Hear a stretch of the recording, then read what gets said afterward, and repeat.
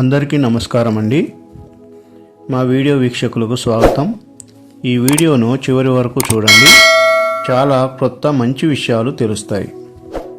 Lent days లేదా శ్రమల దినాలు, దీనినే దుఃఖ దినాలు లేదా శిలువ ధ్యానాలు అని కూడా పిలుస్తారు. 2000 సంవత్సరాల క్రితం జీసస్ క్రైస్ట్ శిలువపై మరణించి తిరిగి సమాధి నుండి లేచి ఆరోహణమైన తర్వాత ఆ విషయాన్ని శిష్యులు సర్వజనావళికి సువార్త రూపంలో ప్రకటించిన తర్వాత కాలక్రమేణా ఈ లెంట్ డేస్ను ఆచరించడం జరిగింది అనే విషయాన్ని చరిత్రలో పరిశీలించి గమనించినట్లయితే జీసస్ క్రైస్ట్ను ఫాలో అయ్యే క్రిస్టియన్స్లో చాలామంది ఈ లెంట్ డేస్ను అప్పటి కాలం నుండి ఇప్పటి కాలం వరకు కూడా ఆచరిస్తున్నారు. పరిశుద్ధ గ్రంథంలోని కొన్ని ప్రాముఖ్యమైన మంచి విషయాలను గ్రహించి క్రోడీకరించి ఈ లెంట్ డేస్ను లేదా శ్రమల దినాలను చాలామంది క్రైస్తవులు ఆచరిస్తున్నారు లేదా పాటిస్తున్నారు. లెంటును చరిత్రలో పరిశీలించినట్లయితే మొదటగా క్రీస్తు శకం 325 కాలంలో ఫస్ట్ కౌన్సిల్ ఆఫ్ నైసియా, అప్పటి జీసస్ క్రైస్ట్ను ఫాలో అయ్యే మత పెద్దలు సూచించినట్లుగా చరిత్రలో గమనించవచ్చు. క్రీస్తు శకము 333 కాలంలో ఈ లెంటు 6 రోజులకు పొడిగించి పరిశుద్ధ వారంగా జరుపుకునేవారు. క్రీస్తు శకము 331లో లెంటును లెంట్ డేస్గా మార్చి ఈస్టర్కు ముందు రోజు శనివారం వరకు 46 రోజులు జరుపుకునేవారు.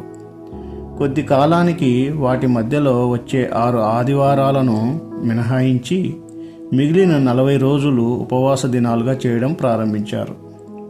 క్రీస్తు శకము 390లో లెంట్ డేస్ ప్రారంభాన్ని భస్మ బుధవారంగా జరపడం ప్రారంభించారు. బూడిదకు ఒలీవ నూనె కలిపి నుదుటిపైన శిలువ గుర్తు వేసుకునే ఆచారం మొదలైంది. ఈ శ్రమల కాలంలో బూడిద లేదా భస్మం, ఉపవాసం, ప్రార్థన, 40 రోజులు అనే వాటి గురించి ఎక్కువగా ధ్యానించడం జరుగుతుంది. భస్మ బుధవారం లేదా యాష్ వెన్స్డే. భస్మ బుధవారం అంటే ఏమిటి? దీనిని ఎవరు ఆచరించాలి? ఇది బైబిల్ ఆచారమేనా? నేటి క్రైస్తవులు తప్పక పాటించాలా వద్దా అనే అనుమానం చాలామంది క్రైస్తవ విశ్వాసులలో ఉంటుంది. దానిని ఇప్పుడు తెలుసుకుందాం. క్రైస్తవ మండలం కాలం భస్మ బుధవారంతో మొదలై ఈస్టర్ ముందు రోజైన పరిశుద్ధ శనివారంతో ముగుస్తుంది. ఆదివారం మినహాయించి లెక్కిస్తారు. భస్మ బుధవారం అనేది సరిగ్గా ఈస్టర్ లేదా పునరుత్థాన దినానికి 46 దినాల ముందు వచ్చే ఈ దినం ప్రతి సంవత్సరం ఖచ్చితంగా బుధవారమే వస్తుంది. అందుచేత దీనిని భస్మ బుధవారం అని పిలవడం పరిపాటి అయ్యింది. పాపముల విషయమైన పశ్చాత్తాపానికి, మారు మనస్సుకు గుర్తుగా మరియు ఓ మానవుడా నీవు మన్నే గనుక నీవు మన్నైపోదువని జ్ఞాపకం చేసుకునుచు ఆ దినం చర్చి ఆరాధనకు వచ్చేవారు తమ నుదుటిపైన శిలువ ఆకారంలో బూడిదను ధరించేవారు. ఈస్టర్, దానిపైన ఆధారపడిన భస్మ బుధవారపు తారీఖులు ప్రతి సంవత్సరం మారుతూ ఉంటాయి. వారం మాత్రమే మారదు. ఈస్టర్ ఆదివారమే వస్తుంది. గుడ్ ఫ్రైడే శుక్రవారమే వస్తుంది. భస్మ బుధవారం బుధవారమే వస్తుంది. ముందుగా ఈస్టర్ రోజును నిర్ణయిస్తారు. మార్చి నెల తర్వాత వచ్చే పౌర్ణమికి దగ్గరలోని ఆదివారాన్ని ఈస్టర్ రోజుగా నిర్ణయిస్తారు. అక్కడ నుండి 46 రోజులు వెనక్కి లెక్కించి భస్మ బుధవారాన్ని నిర్ణయిస్తారు. ఈస్టర్ ఆదివారానికి ముందు వచ్చే ఆదివారాన్ని మట్టల ఆదివారం లేదా పామ్ సండే అంటారు. మట్టల ఆదివారం నుండి ఈస్టర్ ముందు శనివారం వరకు ఉన్న 7 రోజులను పరిశుద్ధ వారం లేదా హోలీ వీక్ అంటారు. ఏదైనా 40 రోజుల కాలాన్ని లాటిన్ భాషలో క్వాడ్రాగేసిమా అని పిలుస్తారు. తెలుగు భాషలో మండలకాలం అని పిలుస్తారు. క్రైస్తవ మండలకాలం భస్మ బుధవారంతో మొదలై ఈస్టర్ ముందు రోజైన పరిశుద్ధ శనివారంతో ముగుస్తుంది. ఆదివారాలు మినహాయింపు ఉంటుంది. ఇంగ్లీష్లో ఈ కాలాన్ని లెంట్ అంటారు. లెంట్ అనే పదం లెంగ్టేన్ అనే పదం నుండి వచ్చింది. దీని అర్థం చీల్చుట, చిగుర్చుట. ఈ కాలాన్నే మనం స్ప్రింగ్ సీజన్ అని వసంతకాలంగా పిలుస్తూ ఉంటాము. కాబట్టి ఆత్మీయంగా, ఆధ్యాత్మికంగా తప్పిపోయి దుర్భరమైన జీవితాల బెరడు నుండి చీల్చుకొని క్రొత్త చిగురులు ఏర్పడేందుకై ఈ 40 రోజుల శ్రమల కాల ధ్యానాలు ఏర్పాటు చేయబడ్డాయి. ఉపవాస ప్రార్థన. ఉపవాస ప్రార్థనను గురించి పరిశుద్ధ గ్రంథంలో ఎక్కువ ప్రాముఖ్యత ఉంటుంది. పాత నిబంధనలో కొన్ని రెఫరెన్సులు గమనించినట్లయితే ఎజ్రా గ్రంథము 8వ అధ్యాయము 24వ వచనము, మేము ఉపవాసం ఉండి ఆ సంగతిని బట్టి మా దేవుని వేడుకొనగా ఆయన మా మనవిని అంగీకరించెను. యోనా గ్రంథము 3వ అధ్యాయం 5వ వచనము, నినివే పట్టణము వారు దేవుని యందు విశ్వాసముంచి ఉపవాస దినము చాటించి గనులేమి అలుపులేమి అందరూ గోనెపట్ట కట్టుకొనిరి. ఏవేలు గ్రంథం 1వ అధ్యాయం 14వ వచనము, ఉపవాస దినము ప్రతిష్ఠించుడి, వ్రతదినము ఏర్పరచుడి. యెహోవాను బతిమాలుకొనుటకై పెద్దలను దేశంలోని జనులందరినీ మీ దేవుడైన యెహోవా మందిరంలో సమకూర్చుడి. పరిశుద్ధ గ్రంథంలోని క్రొత్త నిబంధనలో సాక్షాత్తు యేసుప్రభుల వారి ఉపవాసం 40 దినాల గురించి వివరించబడింది. మత్తయి సువార్త 4వ అధ్యాయం 2వ వచనము 3వ వచనము, 40 దినములు 40 రాత్రులు ఉపవాసం ఉండిన పిమ్మట ఆయన యేసు ఆకలిగొనగా ఆ శోధకుడు ఆయన వద్దకు వచ్చి, నీవు దేవుని కుమారుడవైతే ఈ రాళ్ళు రొట్టెలగునట్లు ఆజ్ఞాపించుము అనెను. లూకాసు వార్త 4వ అధ్యాయము 1వ వచనము, యేసు పరిశుద్ధాత్మ పూర్ణుడై యోర్దాను నది నుండి తిరిగి వచ్చి 40 దినములు ఆత్మచేత అరణ్యములో నడిపింపబడి అపవాది చేత శోధింపబడుచుండెను. ఆ దినములలో ఆయన ఏమీయూ తినలేదు. లూకాసు వార్త 2వ అధ్యాయం 37వ వచనంలో ఒక విధవరాలు యొక్క ఉపవాస ప్రార్థన సేవ గూర్చి వివరించబడింది. 84 సంవత్సరములు విధవరాలయ్యుండి దేవాలయము ఇడవక ఉపవాసములతో రేయింబగవళ్ళు సేవ చేయుచూ ఉండెను. ఉపవాసంను గూర్చిన వివరణ. జకర్యా 8వ అధ్యాయం 19వ వచనము, సైన్యములకు అధిపతియగు యెహోవా ఆజ్ఞ ఇచ్చినదేమనగా 4వ నెలలోని ఉపవాసము, 5వ నెలలోని ఉపవాసము, 7వ నెలలోని ఉపవాసము, 10వ నెలలోని ఉపవాసము యూదా ఇంటివారికి సంతోషమును ఉత్సాహమును పుట్టించును, మనోహరములైన పండగలు అగును. కాబట్టి సత్యమును సమాధానమును ప్రియముగా ఎంచుడి. ఉపవాసం. ఉపవాసం అనేది ఎవరి కోసం, ఎలా, ఏమి చేయాలో పరిశుద్ధ గ్రంథంలో క్లియర్గా రాయబడినది.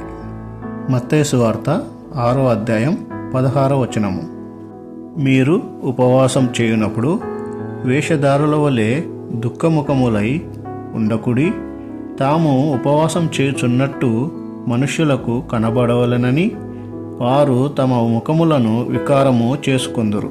వారు తమ ఫలము పొంది ఉన్నారని నిశ్చయముగా మీతో చెప్పుచున్నాను.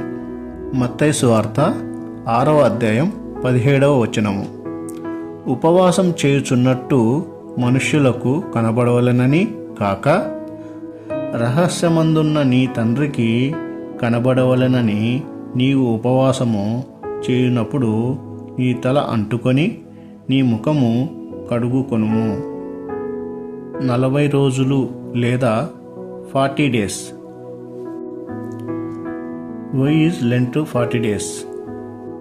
మండలకాలం లేదా 40 రోజులు పరిశుద్ధ గ్రంథంలో అనేక సందర్భాలలో సిద్ధపాటు కాలంగా 40 దినాలు కేటాయించటం చూస్తాము.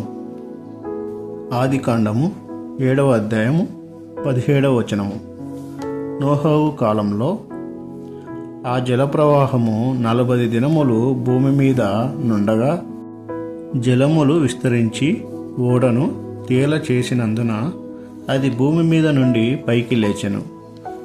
మోషే కాలంలో ప్రత్యక్ష గుడార నిర్మాణ విషయంలో మోషే దేవుని పర్వతంపై వేచియున్న కాలం నిర్గమకాండము 24వ అధ్యాయము 16వ వచనము 18వ వచనములు.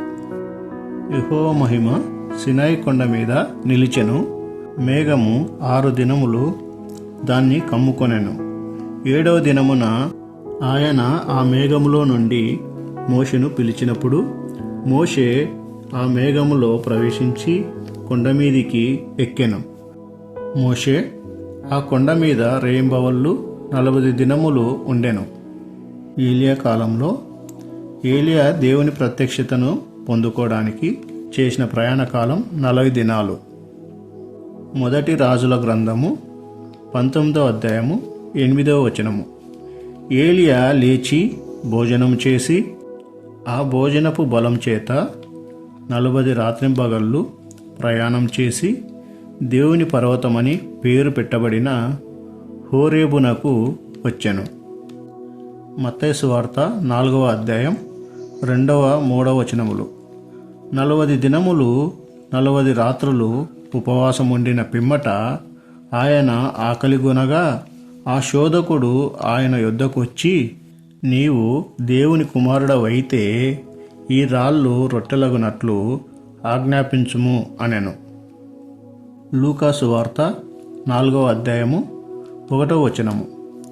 యేసు పరిశుద్ధాత్మ పూర్ణుడై యోర్దాను నది నుండి తిరిగి వచ్చి 40 దినములు ఆత్మచేత అరణ్యములో నడిపింపబడి అపవాది చేత శోధింపబడుచుండెను.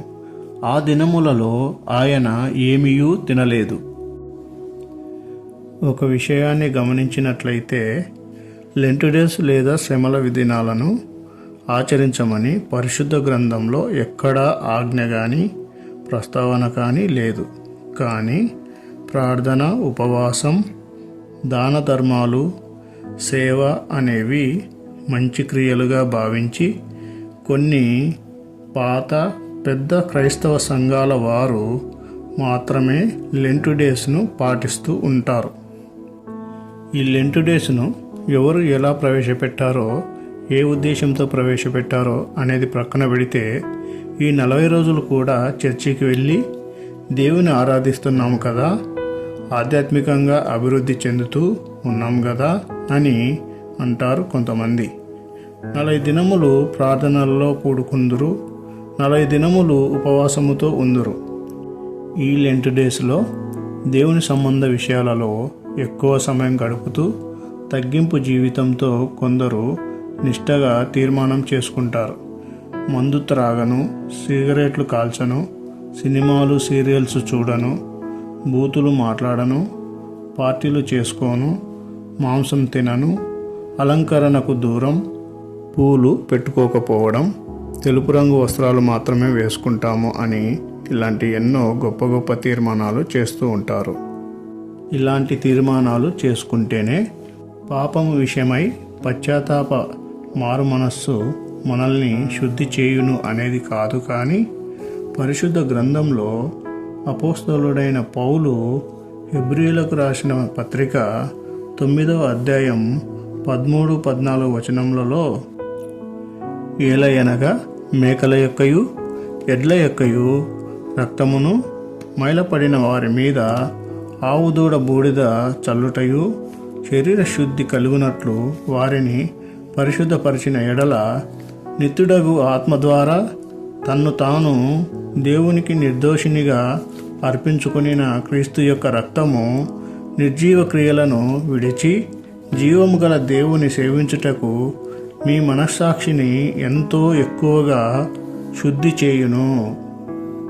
చివరిగా లెంట్ డేస్ పాటించేవారు ఖచ్చితంగా ఎక్కువగా చేయవలసిన ముఖ్య అంశాలు: పరిశుద్ధ గ్రంథంను శోధించి చదవటం, ఉపవాసం చేయటం, ప్రార్థన చేయటం, దాన ధర్మాలు చేయటం, సేవ చేయటం. క్రైస్తవులు ఈ లెంట్ డేస్ను పాటించాలా వద్దా అనేది వారి వారి యొక్క వ్యక్తిగత అభిప్రాయము, ఇష్టం. ఎందుకంటే ఈ లెంట్ డేస్ అనేది పరిశుద్ధ గ్రంథంలో ఆజ్ఞగా కానీ లేదా ప్రస్తావన కానీ లేదు. కొన్ని ఇతర మత విశ్వాసాలలో కూడా బూడిద, ఉపవాసం, 40 రోజులు అనేటివి కనిపిస్తూ ఉంటాయి. దీనిని మత ఆచారం అనే కంటే మంచి ఆచారంగా అనుకోవచ్చు. ఎందుకంటే భస్మము లేదా బూడిద అనేది ఆత్మీయ తగ్గింపునకు గుర్తుగా, ఉపవాసం అనేది ఆధ్యాత్మికంగా దైవానికి దగ్గరగా, 40 రోజులు అనేది క్రమమైన క్రమశిక్షణను, పరిణతికి దోహదపడతాయని భావించవచ్చు.